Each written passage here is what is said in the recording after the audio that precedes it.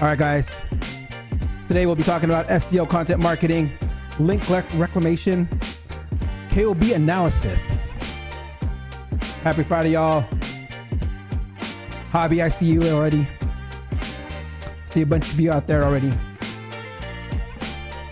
Today's topics: SEO content marketing, link reclamation, and KOB analysis.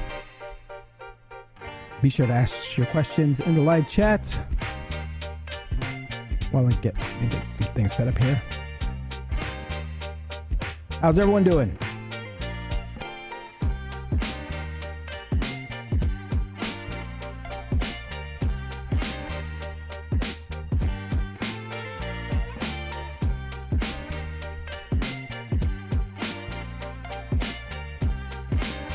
Happy Friday, y'all.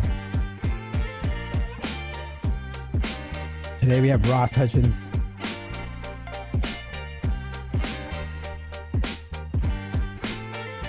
Let me go get some things set up here.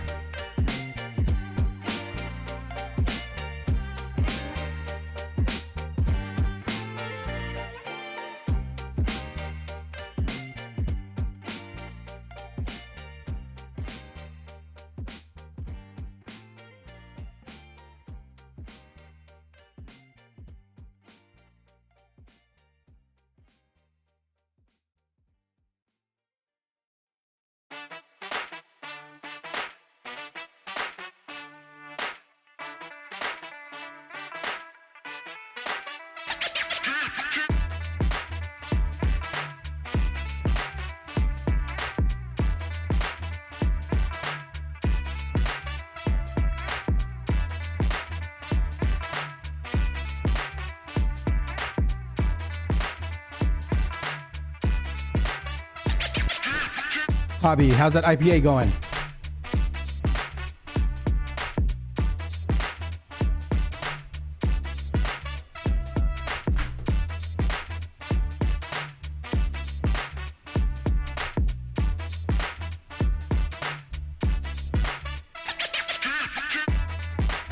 Brian, my man, what's up?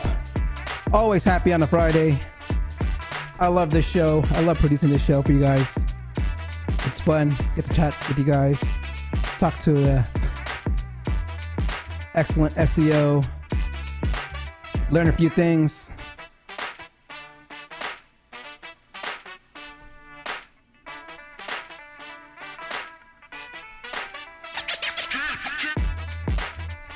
Today's topics: SEO focused content marketing, link reclamation, and KOB analysis. Today's guest is Hutchins from Sage Media.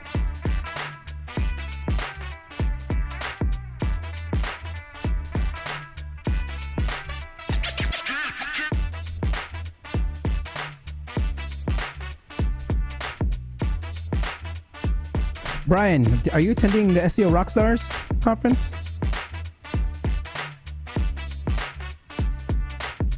Thomason, what's up, my man?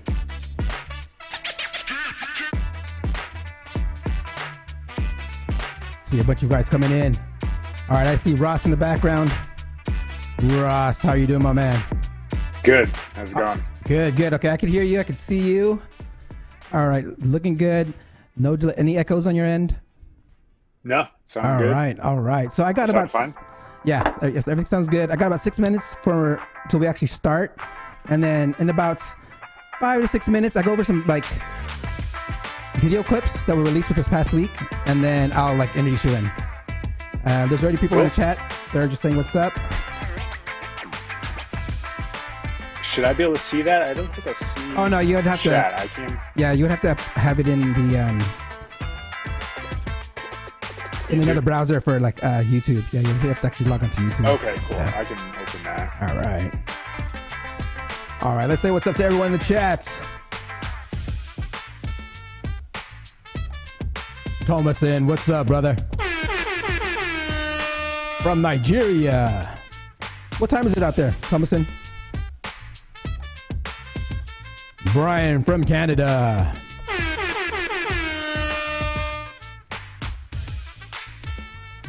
Freddie Dickerson, what's up?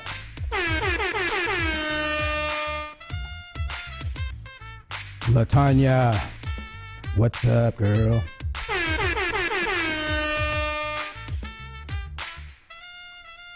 Elizabeth, how you doing?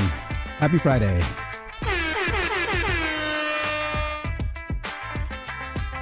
We have Ross in the chat. What's up, Ross?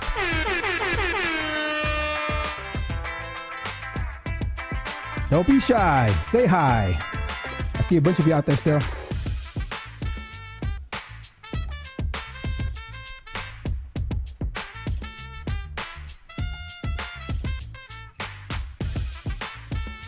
$20.55. So what is that? That's like 9, almost 10 o'clock p.m. Thank you for joining, Thomason. I know it's late. It's late. Yeah, we had a guest one time that actually did the show at 3 a.m. his time. I was like, man, wow, you're dedicated.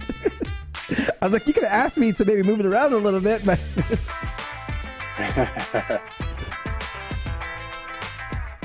Hobby, what's up? All right, guys, today's topics: SEO focused content marketing, link reclamation, and KOB analysis. Today's guest is Ross Hutchins from Sage Media. We got to get that video SEO keyword stuffing in. All right. Let's see here.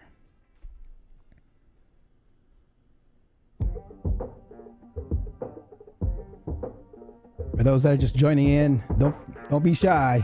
Say hi.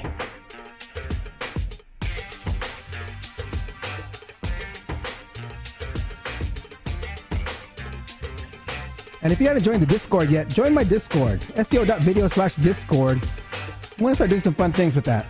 I know I've been telling people to join it, but go ahead and join it. There's a few people already on there. seo.video/Discord.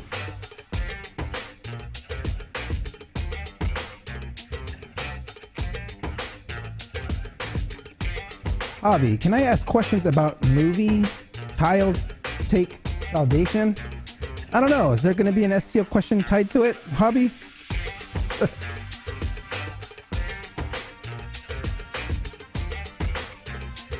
Brian, yes, I am streaming right now on Facebook. It's attached to my Facebook group. So I have a few people just watching on there, but I can't see the comments on Facebook, just on YouTube.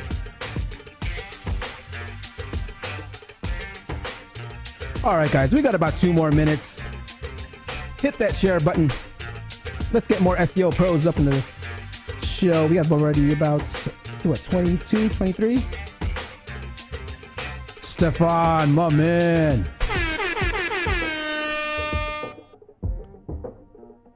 Hey, Stefan, you're from Romania, right? Is it?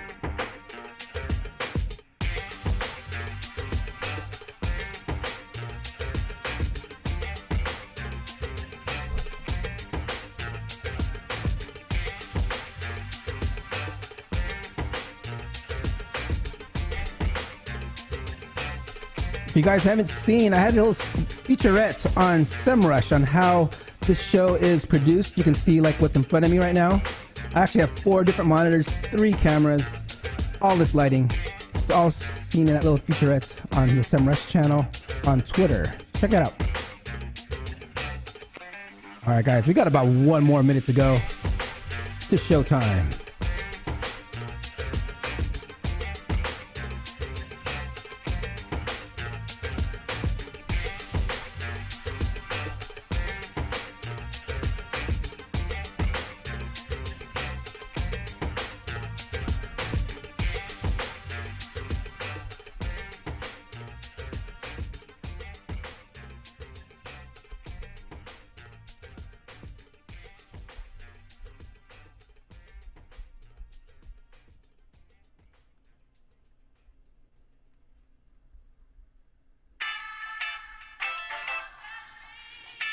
Hey Brian, I actually am in the virtual rock stars. Hobby, today's topics: SEO focused content marketing, link reclamation, and KOB analysis. We got about 10 more seconds to go.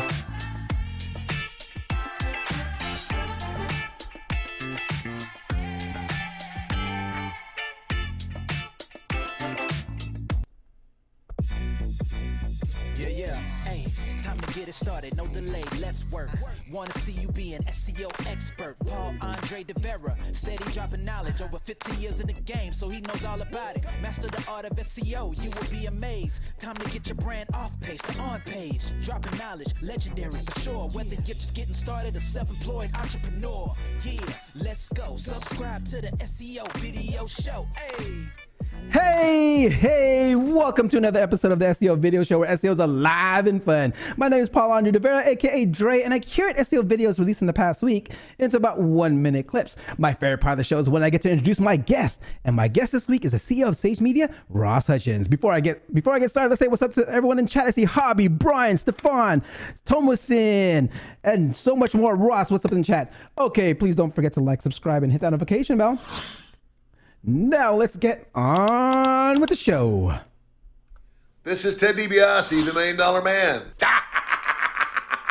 Where is the best place to hide a dead body? Page 2 of Google.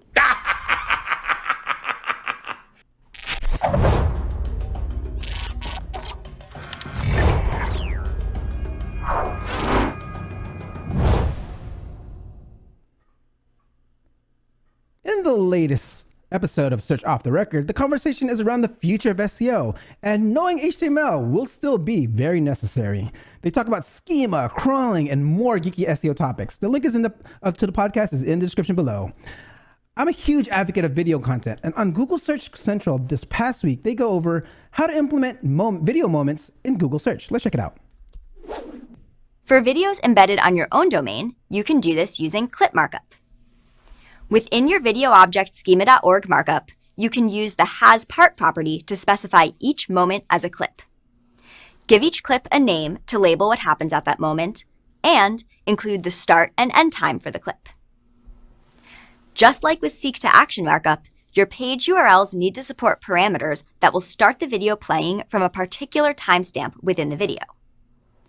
Use the URL property to specify that URL. This should be the URL of the page where your video object markup appears, with an added parameter to start the video from the right moment. For videos that you upload to a third-party platform instead of your own domain, it's up to that platform to give you a method to identify the moments in your video. The platform can then add clip markup to identify the moments you chose. For example, on YouTube, you can mark key moments in the description. These moments will be eligible to appear on Google Search and as YouTube chapters. A quick video SEO tip is to include your target keywords in your key moments. Another SEO tactic I always talk about is about internal linking. On Crawling Mondays this past week, they identify low-hanging fruit scenarios to optimize for internal links. Let's check it out. The legacy issues can be so easy to fix. Links to 404 pages, any kind of broken link, any kind of redirect or canonical chain, they can be fixed so easily. And breaking those down, again, obviously from Google's side, they do say, oh, we don't, we always pass on we always pass on equity through redirects, but we know as SEOs that that's not always the case. And we also know that we've got to speed things up for users. So fixing things like that is so easy. And I think, again, I'll use 301 redirects in site migrations, but I prioritize fixing broken internal links. Okay, Matt Diggity reveals his best SEO strategy. Let's check it out. Best SEO strategy is to build a network of friends and colleagues in your craft. There's a saying that your network is your net worth. I couldn't agree more. The truth of the matter is, I'm not very smart. I mean, I'm not a dummy, I think, but I'd be completely lying if I said that all the SEO strategies that I use were born in my head. It's also impossible to do all the testing myself, which is why it's beyond valuable to network with people, share ideas and concepts, and support each other in your journey. At the time of filming this, the Affiliate Lab has over 2,200 members in its Facebook group, and a huge chunk of these members are making over 10K per month, and even 100K per month. But at the same time, there's a lot of beginners in the group too. All right. I'm a huge fan of SEO communities and join Facebook groups, Skype chats, and Slack channels. Wait, hold on.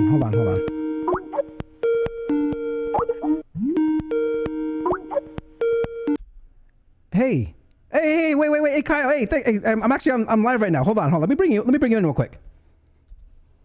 Hey, Drake, good to see you. You're looking good, by the way. You hitting the gym? Just wanted to call up and let you know that the new platform for IMG is live. As you know, in IMG, you get access to over 30 courses and you get all of our SEO tests. Basically, you find out what Google is doing and then you learn what you can do with that knowledge. In the courses, we have all my courses, on-page SEO, white hat SEO, and beginning SEO. And some of our new courses, we have a new course from Jason Barnard on brand SEO. John Mueller pings Jason on Twitter when someone has a brand SEO or knowledge panel question. So you kind of learn how to get your knowledge panel to pop. And we have a course from Simon Cornelius that we just launched just the other day on schema. And that course is really blowing up. So yeah, come on in and check it out at internetmarketing.gold. I'll see you in there. And back to you, Dre. Hey, thanks, Kyle. Thanks for stopping by. Man, I haven't been going to the gym, but I just been putting on that winter weight. All right, another SEO tactic I feel strongly about is that brand. It's about brand. You know, Neil Patel reminds us about why brand is important in SEO. Let's check it out. If you look at the term shoes, did you know a little bit more than 1 million people a month are searching for the word shoes each and every single month in the United States? Nike, on the other hand, some months gets 5-6 million searches. More people are searching for Nike than shoes. Yes, Nike creates products other than shoes like jerseys or shorts, but people really know Nike for their shoes, right? You ask any kid, they're like, I want a pair of Nikes because I'm going to run faster. I don't know how true that is depending on the shoe, but you get the point. They built a brand. And Google's looking at brand queries because the bigger the brand for terms, or categories, they know that that company's less likely to create fake news, so they're more likely to rank them higher because people have affinity towards that brand. Whenever you do a search and you see something from Nike over neilshoes.com, you're not going to click on Neil Shoes, although I would love if you did, although I don't really have a shoe site. But you're going to click on Nike. I would too because of their brand. So focus on creating amazing product, amazing service, and build a good brand. And the way you focus on building a good brand is by going omni-channel, leveraging SEO, content marketing, good product, good service, paid ads, radio ads, television ads. All right, speaking of brand, my guest today has built his agency's brand and made it all the way up to Inc. 5000 list. This brings me to my favorite part of the show. Please be sure to ask questions in the live chat and I will address them as in the order that they were received. Please don't forget to like, subscribe, and hit that notification bell while I get things ready here.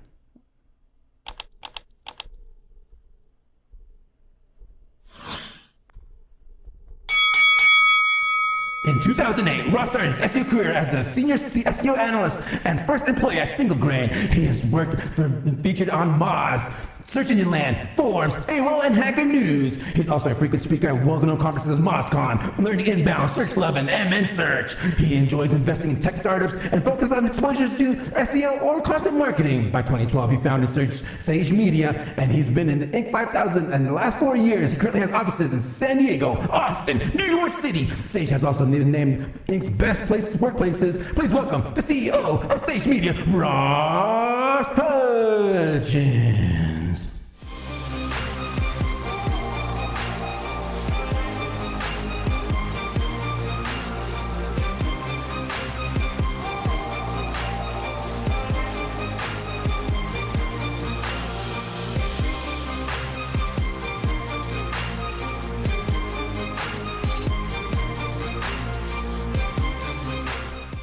Ross, my man, how are you doing today?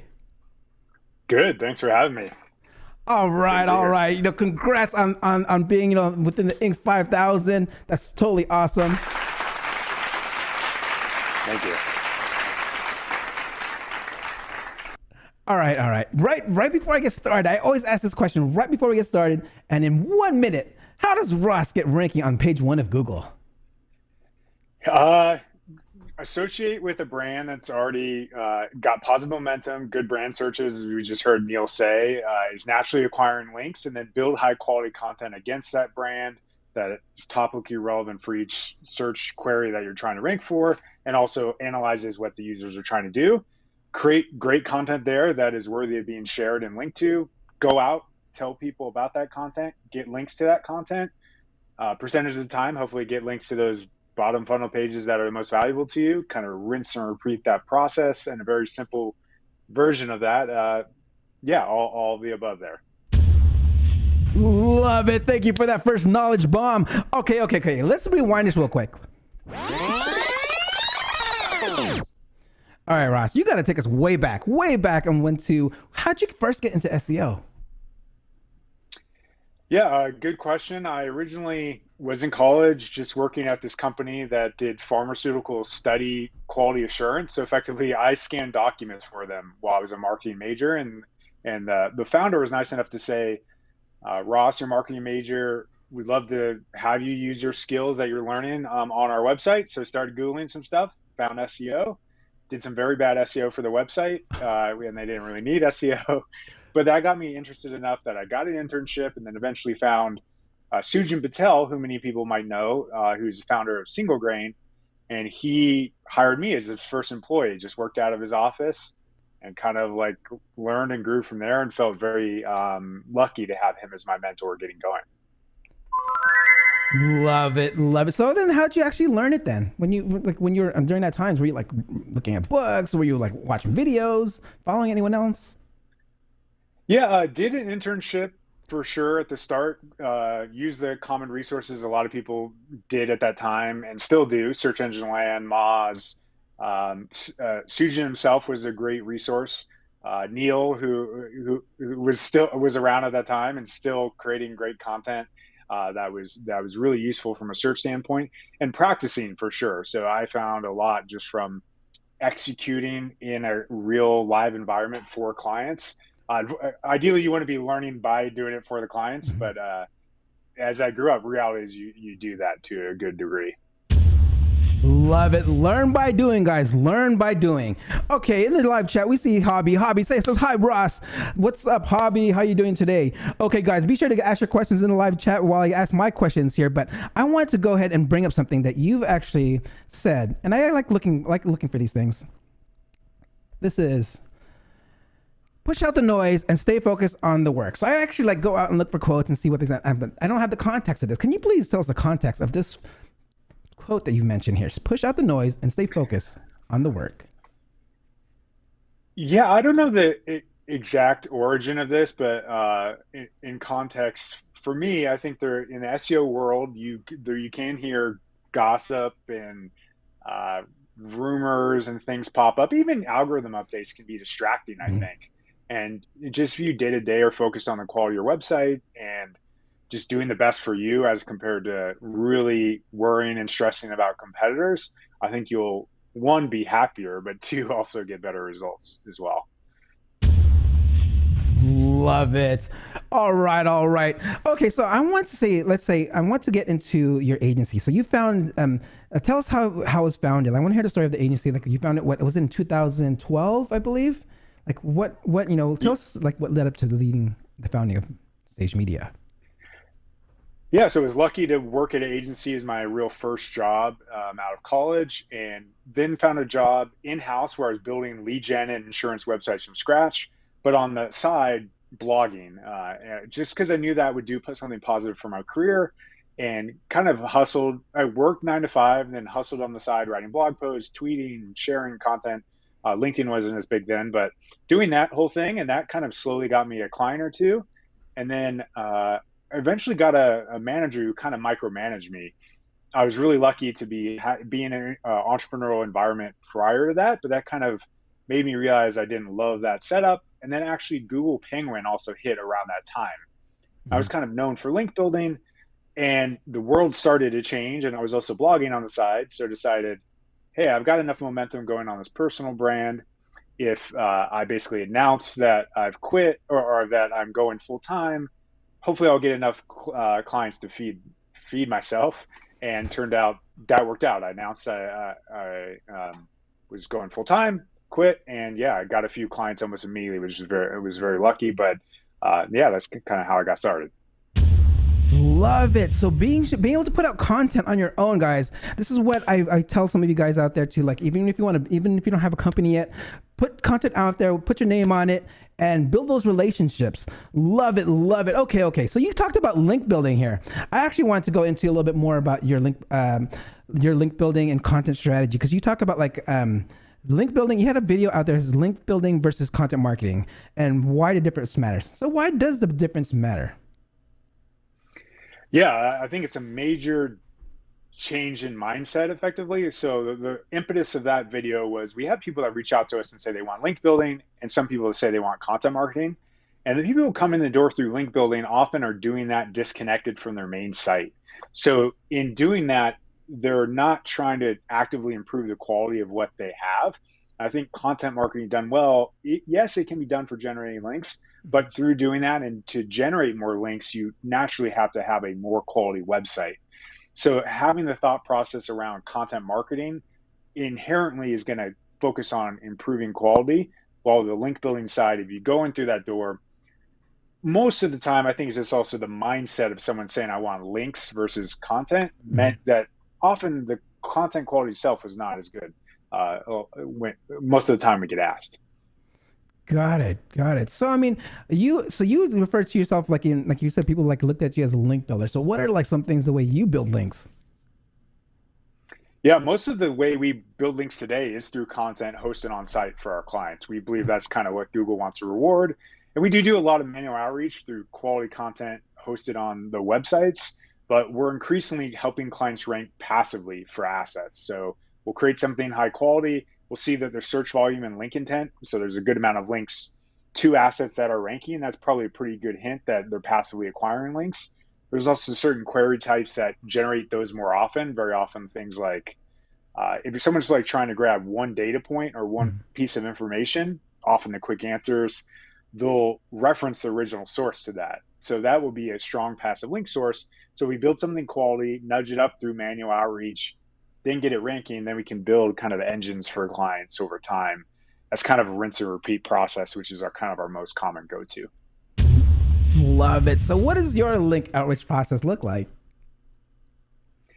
Yeah, so we're a very visual company. So a lot of people think of content as writing. We're content plus design and UX and development. It's kind of the whole package. Yeah. And design is definitely a big piece because one, it makes the content better, but two, giving people low friction visual assets to share lowers the friction for them to link to you. So that's a big piece of it, where we're pitching content that has design assets on it.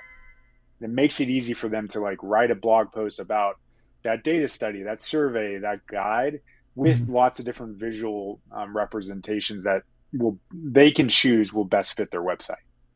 Got it. So case studies and I mean all these research. Is your team the one doing the research for your clients, or is how's that work?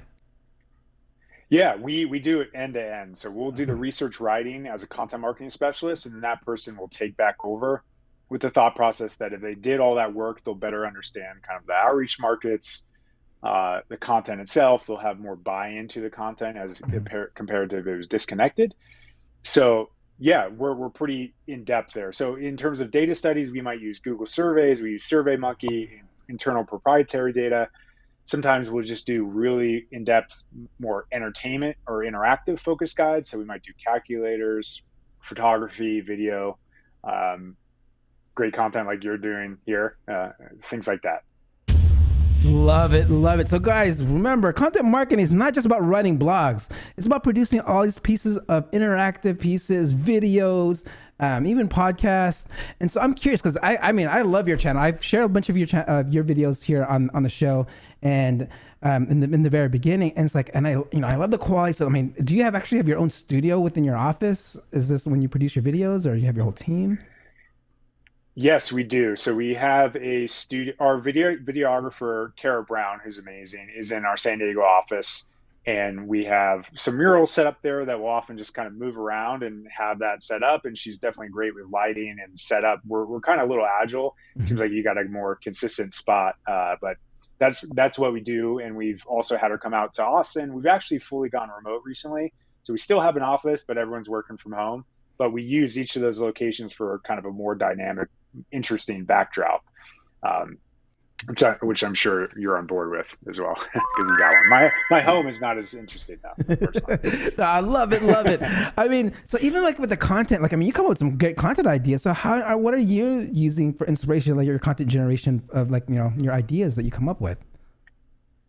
For Siege business development specifically, it's definitely practicing. I mean, if you do this long enough, you kind of just notice things. And I kind of use that as the framework, is if I heard someone say this before or in this way, and then if the answer is no, that's hopefully a good topic. Potentially, like we did something on NerdWallet's S1 as a podcast recently, and that was breaking news and unique. So thought that might be interesting to cover, and does tie into SEO focused content marketing. So for other people, I mean, sometimes as you're getting going, it's eventually you get enough experience in the space that these things kind of hit you. And that is kind of the difference. Early for clients, it's all about execution, going big, making it amazing. And the more kind of experience you build, you can kind of transfer to that thought leadership angle, in my opinion. Love it. Okay. So like, that one piece on NerdWallet was awesome. You did one like even on even like Neil Patel's site and all these other sites. I mean, I like love the content there. I share a bunch of them here, and so I'm curious. Like, I want to go like, well, actually, let me go here. We have something about movies here, Ross. Do you build backlinks to movie reviews or from movie reviews by hobby? I do not, and I have not. In how I might suggest doing that, most likely, big publishers should be generating links in droves, in my opinion. And the quality is so good that that's kind of happening. So I'm imagining, I don't know exactly this website, if it's just a movie review website, you should be able to get enough traction over time, especially if you have positive reviews. So one thing you could do is for each positive review, and don't force the positive review, would be to reach out to those the people who made those, involved with it, the actors, actresses on Twitter, etc., and share that content, and you'd build some momentum of audience. I think if their reviews were truly good, where links would start coming in, you start ranking for things.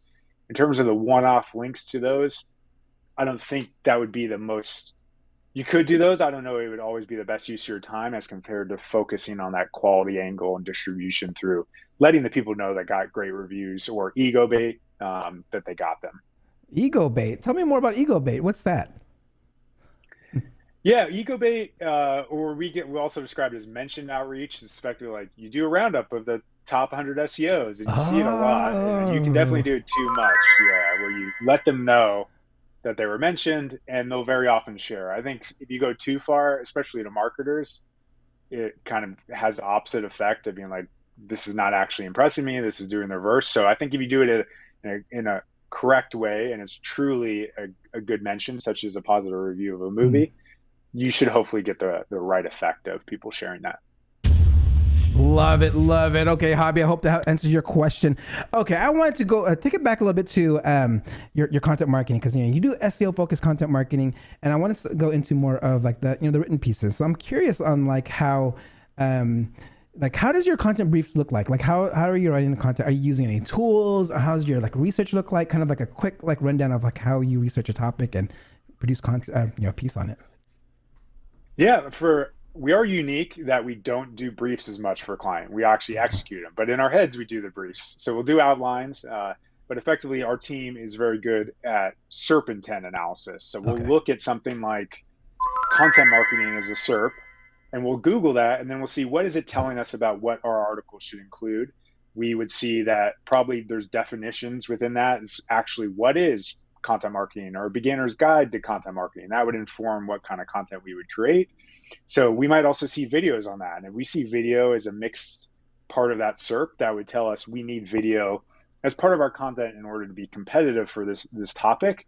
So then that would factor into kind of our scope for the asset we would create.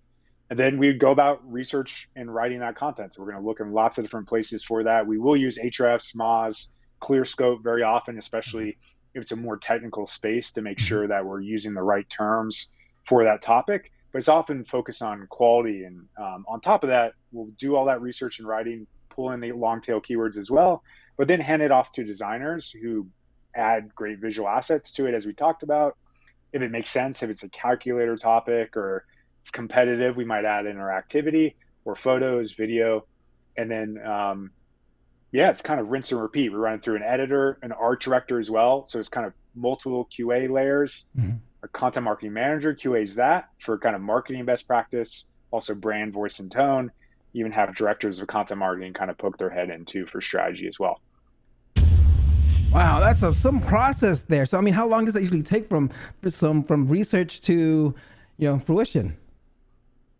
Yeah, for a most common content piece, it'll be around 36 hours of blended time between our team. Like to compete and rank for most terms, it'll be around that.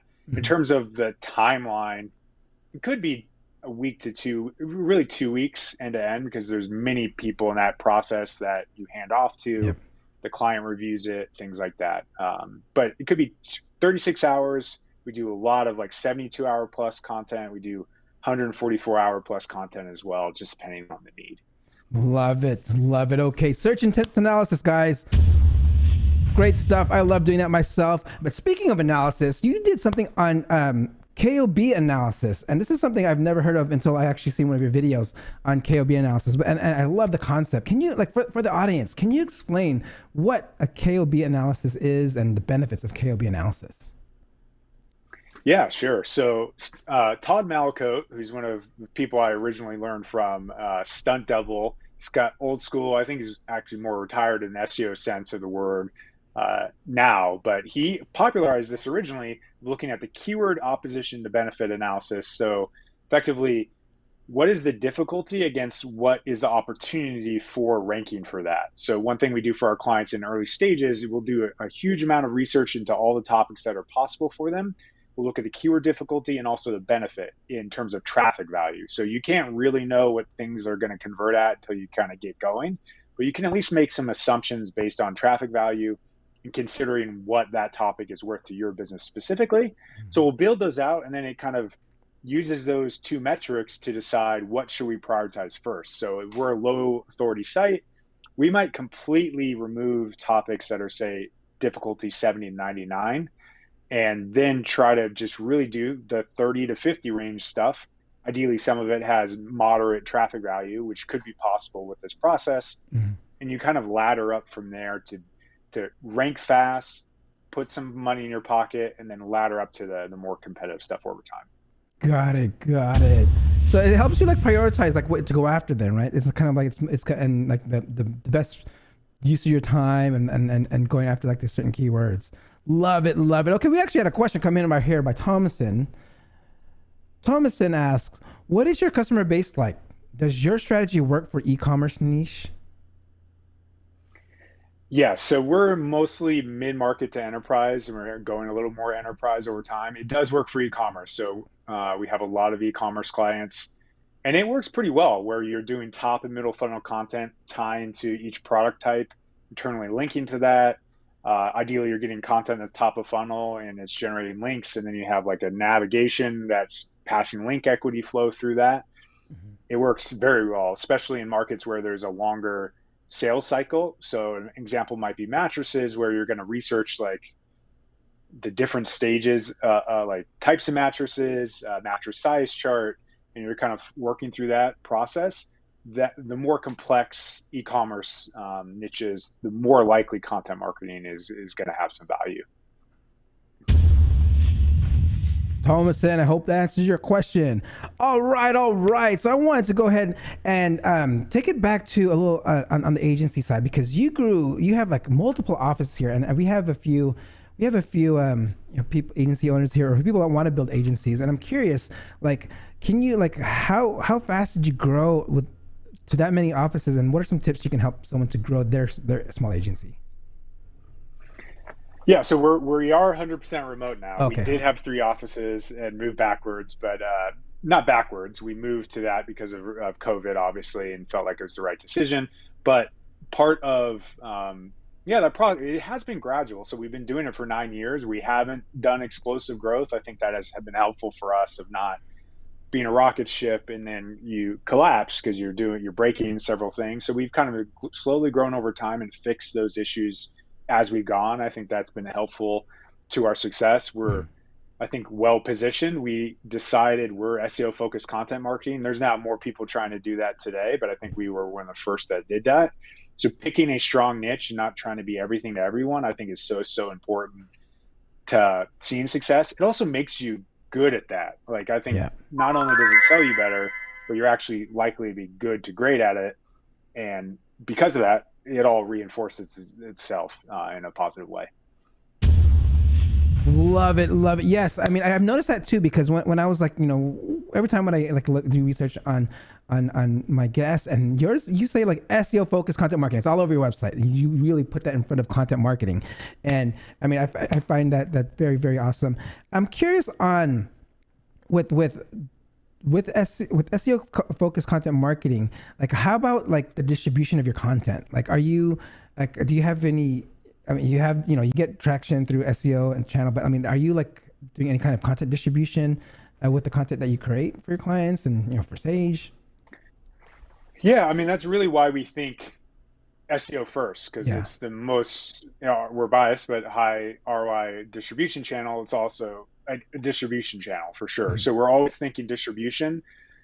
More and more in older years or even past years, we would do a lot of just straight email outreach to distribute that content without even it being associated to search. More and more, every single piece of content we create is tied to search in some way, because we believe it can rank. But we will do email outreach if we say the difficulty is too high, or we think it has a strong outreach market and can help other articles. We'll do email outreach to distribute it.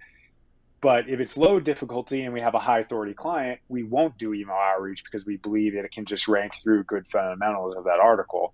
A lot of these clients definitely have social and email that we support with the assets we create, but we're not actually writing copy on those channels. We encourage them to do that as part of a full strategy, but we kind of see SEO focused content marketing as what we do best, and that's why we lean into that piece of it. Love it. We all love SEO here. Okay. So I'm curious. I'm curious how, like, this is one thing that I always ask here too, is like, what would be one project that failed? You had an SEO failure. Like I see you put so much work into developing this content, and what was one thing that just didn't work? Yeah, one thing that didn't work as well as it could have at one point, and I think a lot of SEOs do this, that run their own agencies, they'll do their own website, build their own website, like an affiliate site. Mm-hmm. So we had an affiliate site that actually did very well. At one point, we got like a $2.2 million offer for the website. Oof. And then right then, Amazon started cutting affiliate fees and you started seeing more and more big publishers coming into a lot of those review spaces. Mm-hmm. And our traffic just started to dwindle. And I realized I don't have a lot of confidence in this site long term anymore. So we actually kind of put the pause on it. Unfortunately, the person who gave us that offer pulled the offer because it started to downtrend as a website. And that's one of the things I kind of look back on, like maybe we shouldn't have, if I'd seen in the future a little bit more, maybe wouldn't have done it. It was a good lesson regardless. And we handed it off to our first employee, who it's now in good hands and doing better than it was, actually, with just focus. That's another part as well. Focusing is so important. It's kind of hard. Those are two different things. Even though they feel the same, they're still very different. Love it. All right. We got another question here from Hobby. I want to bring this up here. We have, and I'm actually curious about this too. Like, can you share your thoughts about multi-language SEO? Like, I mean, I'm curious about this on like how the content you create. Do you do multi-languages, and like how does that work? We have a few clients who are doing translation services for it. It's hard. I wouldn't say I'm an expert on this. Aleda Solis, if you haven't had her on already, I'd recommend for speaking to this. We're actually thinking about interviewing her for the same topic.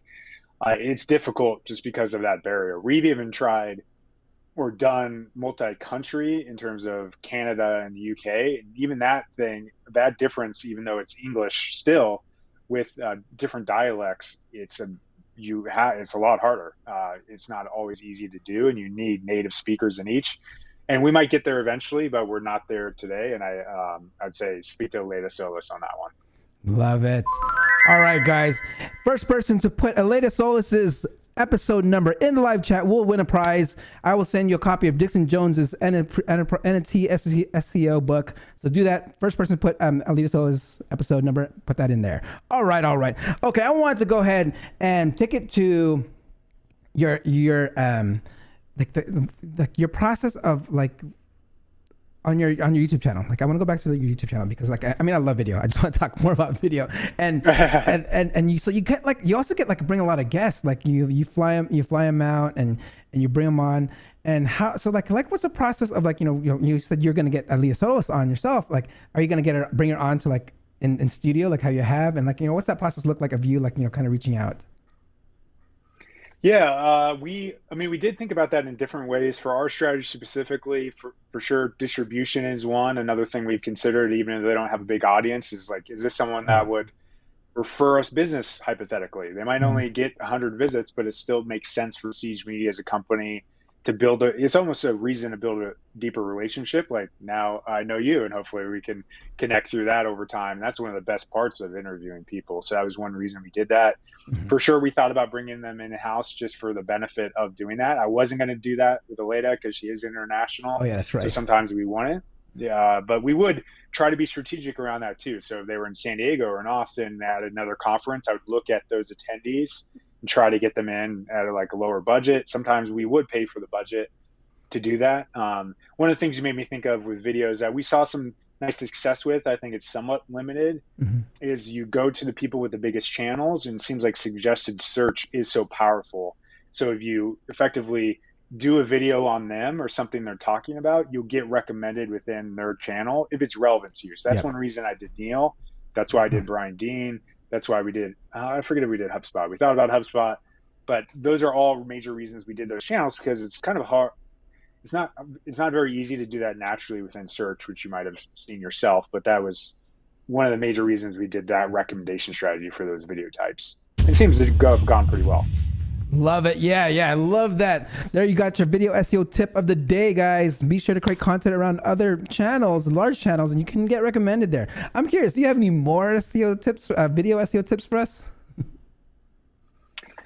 Yeah, I mean, those are some of the big ones. It's ironic. One of the biggest tips really we learned from Brian Dean, who's the master at this stuff, was not many people are doing keyword focused searches on YouTube. A lot of it is that strategy of recommended search. I think most of the people who are doing these biggest channels, they're leveraging that suggested recommended search. So you're like looking for you could also look for other high viewed channels and look at their tags and say there's another high value video on YouTube SEO. You could put in those same tags into your video. That improves the probability of you being suggested on theirs. So even if it's not one person, but it's just one video that's really relevant to you, that could be a path to getting recommended there, and not focusing as much on keywords of the article or the video itself, which still has value, of course, but compared to suggested search on YouTube, feels like that is the most important piece. But Excellent! Love it.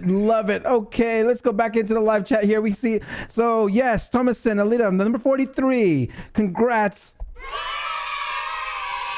All right, so be sure to send me an email and let's talk about your prize. I think you already won a couple weeks ago, but all right. So I want to go into one more question on the topic of content, because you do like we talk about a lot of verticals like of image, video, writing. I want to talk about image. So like images. So do you produce images, and do you do like image SEO for your clients too, like infographics and stuff like that? Yeah, so we definitely use best practice there in terms of using alt tags, making sure they're resized for the web and as small as possible. That's something we're thinking more and more about, is not making massive images that are poorly performing on mobile. Something we've been doing recently that we didn't do before is actually going to the image tab and seeing the kind of things that people are creating that rank high. We think that's a signal of the kind of images we should create as well. So if there's a certain kind of bar chart or line graph that commonly shows up in, say, the top two columns of images on the image tab, it's a pretty good hint that that's what users want. So if we don't have that on our article, we're probably building a worse user experience for our article. So that's something we'll commonly look at. Also, are there a lot of images just on the SERP itself to that SERP intent analysis piece, where if you're looking at something like wedding ideas or flower quotes, you'll see a ton of images with a quote on them. So that will be a strong hint. We just need to throw a ton of images on there and use our high quality design team to do that in the best way possible. Love it. Okay, guys, don't forget to analyze the image tab. You know that you can forget about that image tab on there and search. So analyze that and see what kind of images are producing, and you can get some great ideas there. Okay, you guys, I'm coming down to my last question here. If you have any more questions, please ask it in the live chat. But I'm gonna go ahead and ask the question that I ask all my SEO professionals that come on here. If someone wants to get into the SEO industry, become an SEO professional, what is that tip that you can give them? I'm biased. I'm not saying C specifically, but I do think it's a great path to join an agency first, and really that accelerates your learning for a couple years, and just learn through doing. I think building a website on the side aimed at some long tail thing that you're really passionate about is also a great way to learn as well as a side element. And then from there, after a while, depending on what your path is within that company, I think going in-house after that is a great next learning stage of being SEO, where you learn the other side of the coin. And then you have both experiences, and from there you might have your own feeling about what the best fit is for you. And if you do want to do your own agency, I really do think the barrier is lower than ever of just being on LinkedIn and posting high quality content. It is great to differentiate with things like this, and I think that will also always help with getting clients and things like that. But posting on Twitter, posting on LinkedIn, following people, and just actively learning and listening, like you'll eventually build enough of an audience where you'll get clients, especially if you kind of niche down and say what you're good at and what you're not good at. Love it. Niche down and engage, guys. All right, I'm going to take this last question from Hobby here. Hobby asks, do you use advanced scraping receipts as a automatic processing of content building? Do you use advanced scraping receipts as a automatic process? So I think the question there, correct me if you're reading this differently, is do we scrape it all as a process of content building? Not very often. Occasionally, some clients who are building algorithmic pages on like a city level might pull in data at that kind of more scaled fashion. I wouldn't recommend too much of that to truly build a differentiated quality experience. But we won't completely rule it out. But at scale, we're not currently really doing that very often. All right, Hobby. I hope that answers your question there. And okay, so I'm here at the end of the episode. If you have any last comments, advice, I mean, to make this episode feel complete for you, please, the stage is yours. Oh, me specifically? Oh, yeah. Sorry, I thought you saw audience. Wow, that was bad. Oh, no. No, I appreciate you having me. Really impressed by the quality level you have here with your show and videos. And I think that's lesson for people is that you need to get to that level to really stand out and have a great experience and build an audience and a brand. And that's consistently the thing we're doing today. We're not just building links off site. We're picking our clients very selectively. And I think the same thing can be true for your own career, where it's you pick your agency that you join very selectively. You pick that in-house company very selectively. You have to believe that they're going to be winning in 2-3 years for you to have the best returns and have the best resume that you could as part of that. So now that SEO is more competitive and brand focused, I think that's just critical for everybody, no matter what side of the SEO sphere you're on. Damn! All right, Ross. So can you hold on for just one quick second while I sign off here? Just 1 second. Sure. All right.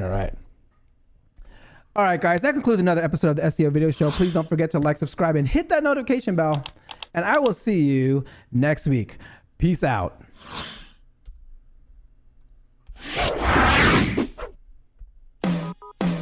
Thank you for watching. Hope you come back next week. Make sure to subscribe. You don't want to miss a thing. Hope you learn something new, cause the vibe is incredible. From the special SEO professionals, SEO video show. Let's work. Want to see you be an SEO expert.